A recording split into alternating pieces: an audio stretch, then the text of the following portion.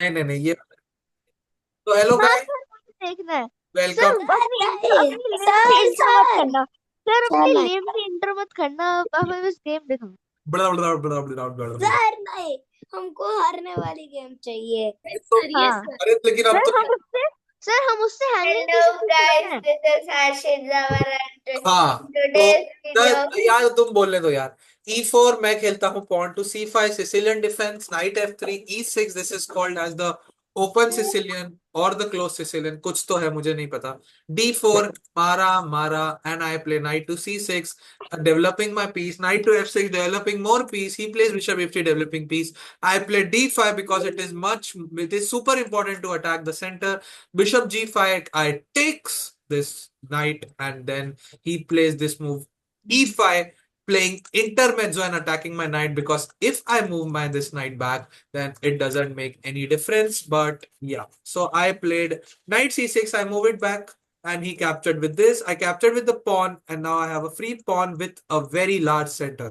वो जाता है बिशप H4, मैं खेलता हूँ बिशप E7, डेवलप करना चाह रहा हूँ मैं, वो जाते हैं नाइट D2, मैं खेलता हूँ E5, सेंटर कंट्रोल करना है बस, सेंटर सेंटर सेंटर, जैसा मैं आप लोगों को बोलता रहता हूँ, बस वही करना होता है। बिशप B5 में जाता हूँ क्वीन B6, क्योंकि मैं बिशप को अटैक कर रहा हूँ, सिंपल। वो जाते हैं क्वीन B3, अब मैं लाता हूँ bishop E6, saving this pawn from queen's attack, and also trying to plan some sort of weird discover or discovered checks in the future. तो अब मैं जाता हूँ यहाँ पर रुक टू C8, मैं अभी डिस्कवर नहीं दे रहा हूँ, रुक C8, बिकॉज जैसा कि मैंने आप सबको कहा है, again guys be very careful and listen to me. मैंने आप सबको बहुत बार कहा है, बहुत बहुत बार कहा है, कि जो आपका जो रुक है वो आप अपने अपोनेंट के क्वीन और किंग के अगेंस्ट रखा करो, बिकॉज इट एक्सरेज देम। एक काफी थ्रेट होता है, एक अनकॉन्शियसली काफी पिंग होता है, और टैक्टिक्स आने के चांसेस बहुत बहुत बढ़ जाते हैं।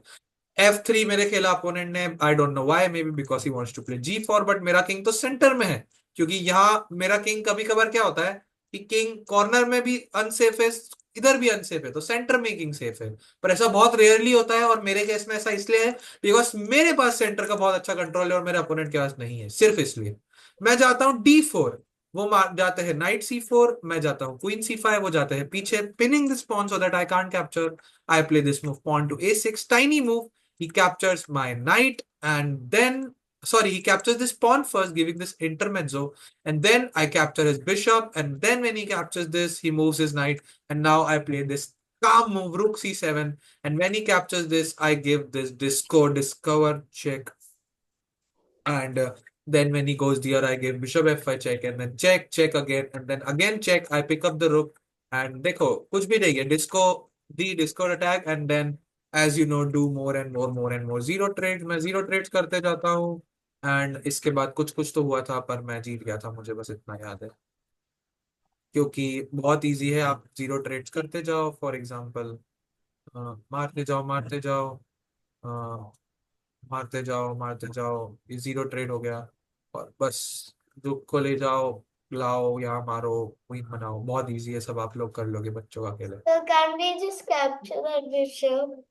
या वी कैन, मतलब obviously it's just an example position, he will not play this, he will play something like this, but yeah। We can checkmate.